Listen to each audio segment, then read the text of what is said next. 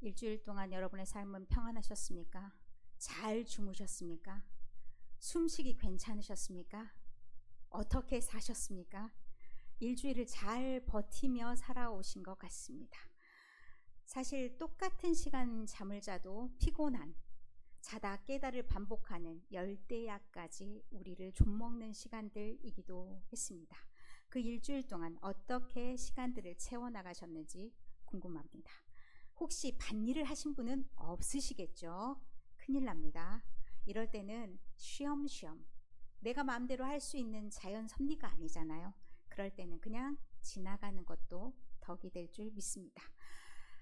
우리가 일주일 동안 생활하면서 여러 가지 일들이 있겠지만, 저는 서울에 회의를 갔다 왔고, 또 충북노회에 새로 부임하시는 여교육자 여목사님이 계셔서 신방을 다녀왔습니다. 그때마다 제가 드는 생각이 있습니다. 회의를 참석할 때는 내가 왜 이 자리에 있을까? 여기에서 내 역할은 무엇일까? 이런 생각을 하게 됩니다.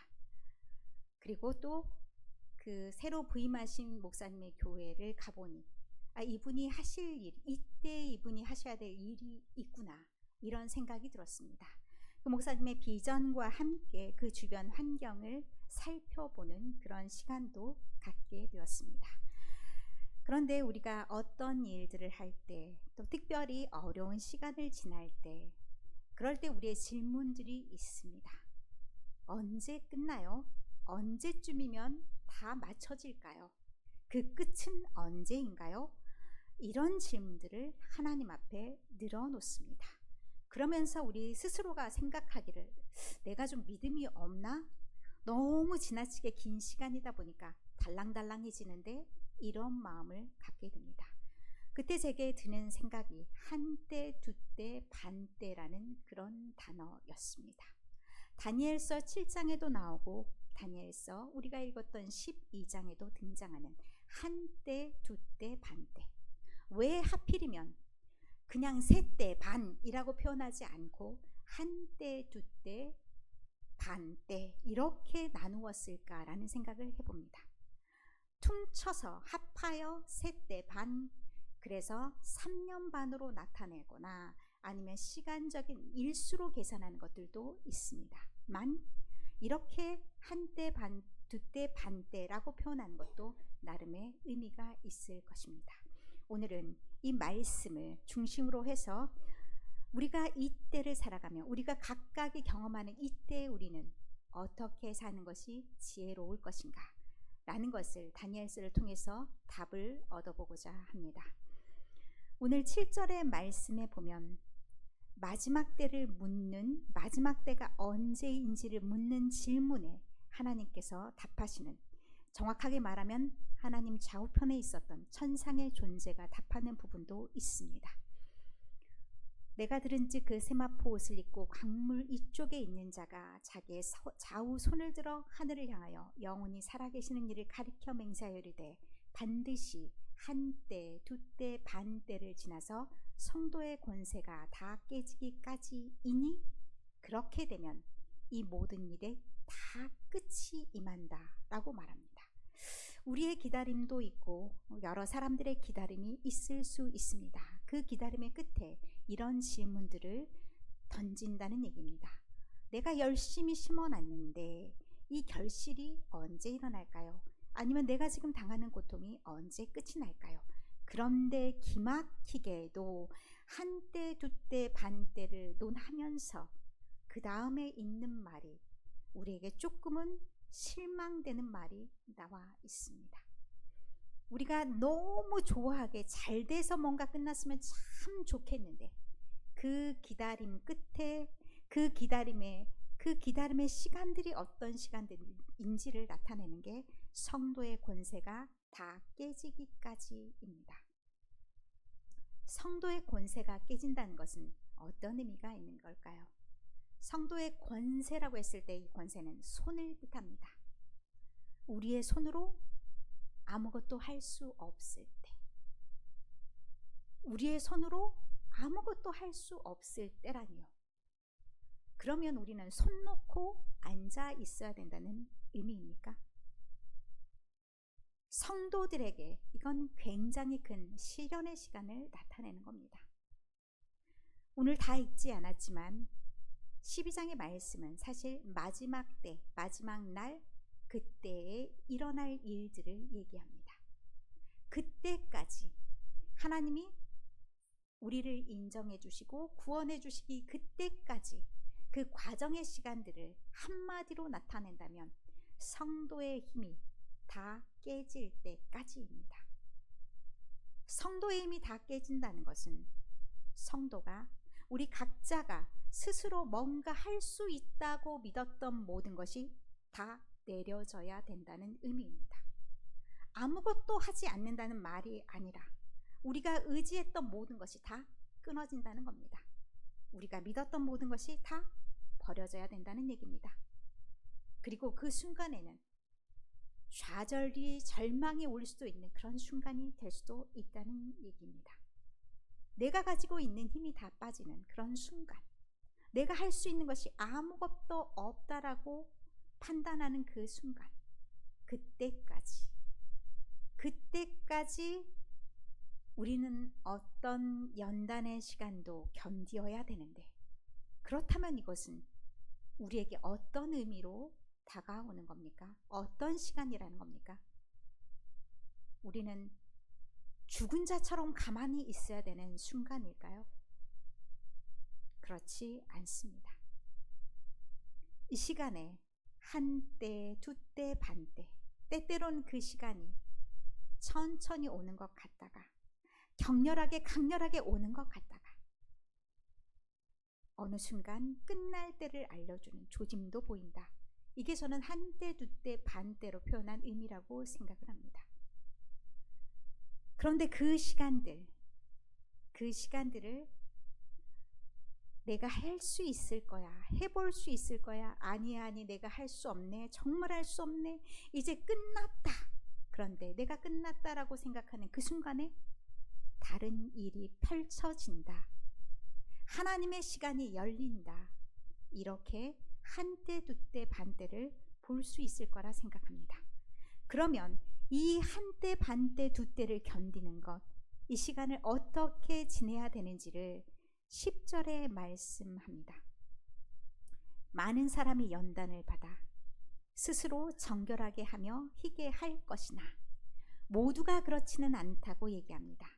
깨닫지 못하는 사람이 있는데 깨닫지 못하는 사람은 절망하고 포기하고 그렇게 해서 악을 행하면서 있을 것이다. 똑같이 출발했을 수도 있고 아예 출발을 안 한 사람들도 있을 수 있습니다. 그런데 그 결과는 확연히 달라진다는 얘기입니다.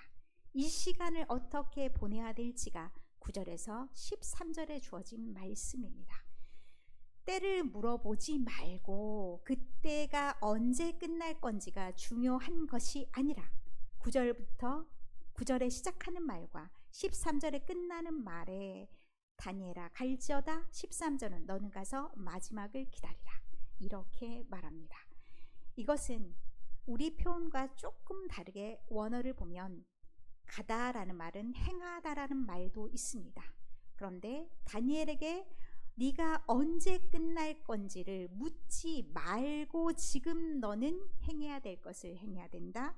지금 너는 갈 것을 가야 된다. 지금 그것을 마지막이 어떠할 것인가 중요한 게 아니라 지금 네가 행해야 될 것이 보다 중요하다라고 말씀을 한다는 겁니다. 그래서 지금 우리가 이루어져야 될 말들이 지금 우리의 때가 무엇인지를 알아야 되는 것이 우리에게는 보다 중요하다는 얘기인데 전도서 3장의 말씀에 보면 천하 범사의 모든 것이 기한이 있다라고 말씀합니다. 그리고 모든 목적은 이룰 때가 있다라고 말씀합니다. 이때 기한이라는 것, 때라는 것은 하나님이 정하신 특별한 시간, 그 기간을 말합니다.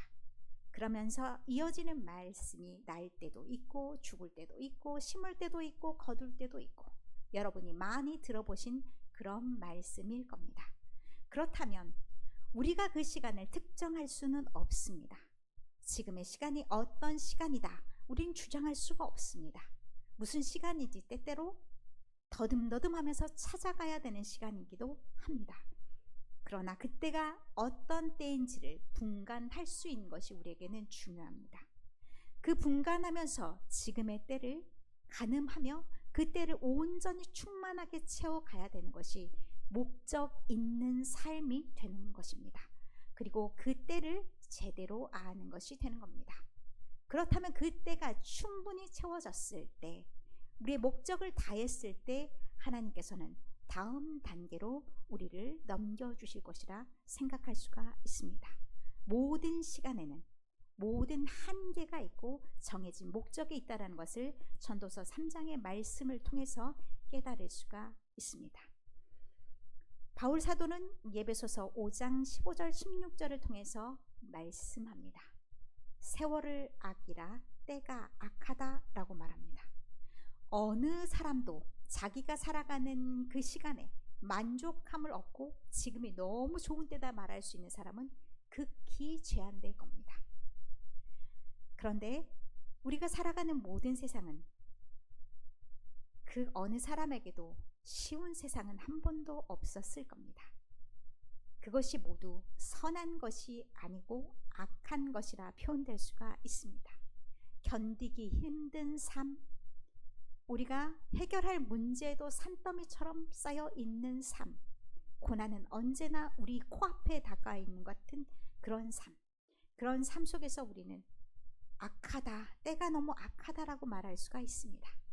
그러나 그 시간을 우리가 핑계하면서 이때는 이래서 못하고 저 때는 저래서 안 되고 그렇게 하면 안 된다라고 말씀합니다.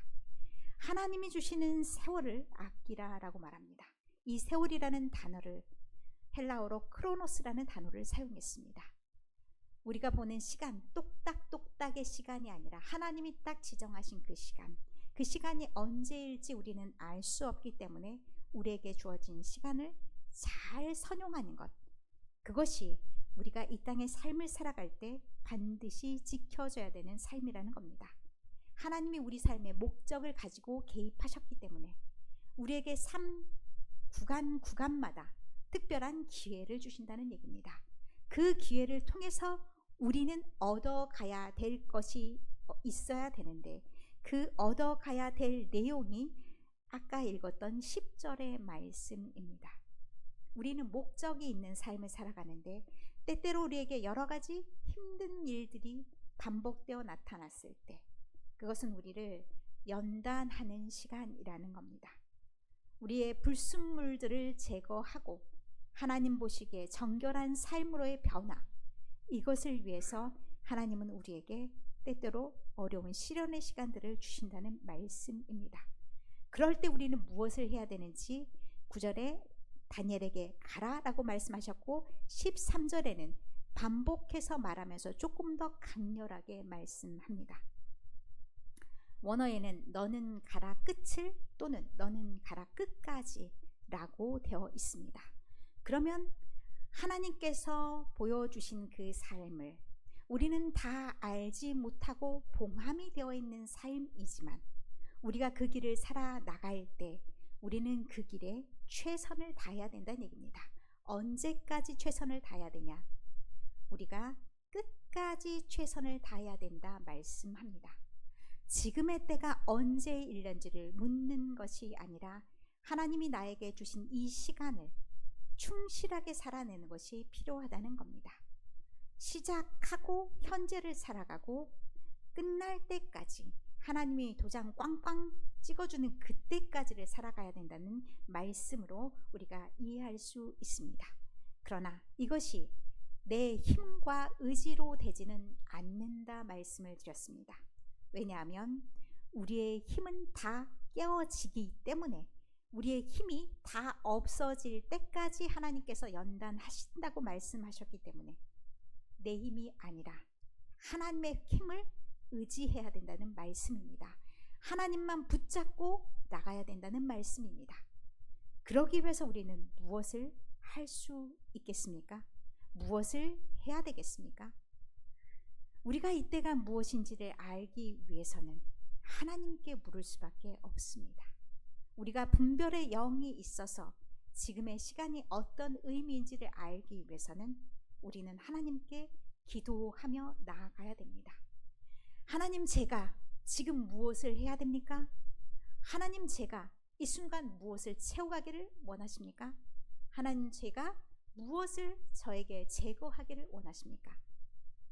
이것을 묻는 시간이 우리에게 있어야 된다는 말씀입니다. 제가 한 가지 되게 고민이 되는 부분이 있습니다. 우리가 새벽 예배를 드리지 못하면서 점점 게을러지는 건 아닌가라는 생각을 하게 됩니다. 근데 우리 집에 믿음이 좋은 고양이가 있습니다. 제가 늘 새벽에 일어나서 나가는 시간을 기억합니다. 저에게 등을 밉니다. 등을 막 밀어 자기 깨난 일어나게 한다는 신호인 것 같습니다. 일어나. 너 기도할 때 됐잖아. 너 교회 갈 때 됐잖아. 뭐 하고 있어? 정확합니다. 피곤해서 살 수가 없을 정도로 저를 일으킵니다. 기도의 시간임을 알게 하는 겁니다. 하나님은 사람을 통해서가 아니라 동물을 통해서도 그의 놀라운 습관을 통해서도 움직이시나 봅니다. 우리에게 기도하라는 각성이 여러 군데서 나타났다 생각합니다. 사실 기도를 더 많이 해야 될 때 우리는 모이지 못하고 기도하지 못하는 건 아닌가라는 생각이 가슴이 좀 답답합니다. 그러나 우리가 어디에서든 기도의 순간이 멈춰져선 안 됩니다. 기도의 습관을 다시 세워야 됩니다. 기도의 습관을 반드시 다시 세우기 위해서는 주어진 시간, 나의 일정표에 그 시간이 반드시 들어가 있어야 됩니다. 그렇게 기도로 시작하면서 오늘 나에게 주어진 하루에 감사하고 오늘 나에게 주어진 하루 동안 하나님이 내게 하실 일이 무엇인지를 깨닫는 것, 이것이 우리의 기도 시간에 반드시 있어져야 합니다. 또한 우리가 나를 위해서만 아니라 우리의 가정을 위해서만이 아니라 우리 주변에 있는 안타까운 사람들을 위해서도 같이 기도해야 됩니다. 그들을 빼어놓고 내가 살아갈 수가 없듯이 그들을 위해서 같이 기도하면서 우리의 문제들이 해결될 수 있을 것이라 믿습니다.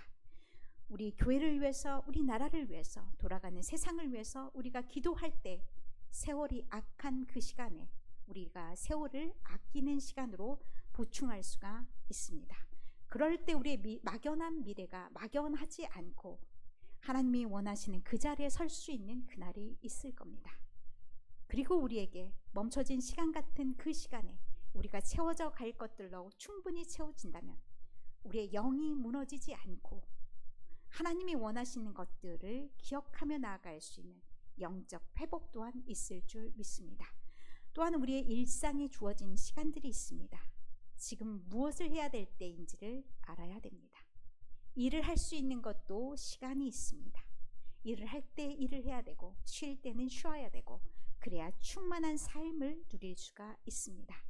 일상의 성숙한 시간들, 성실한 시간들, 개인의 일이든 가정의 일이든 일터의 일이든 그 자리에 성실함으로 우리의 행하는 것들을 행해 나갈 때 우리가 주님의 길을 걷는다라고 말할 수가 있습니다. 주님과 함께하는 삶이라고 말할 수가 있습니다.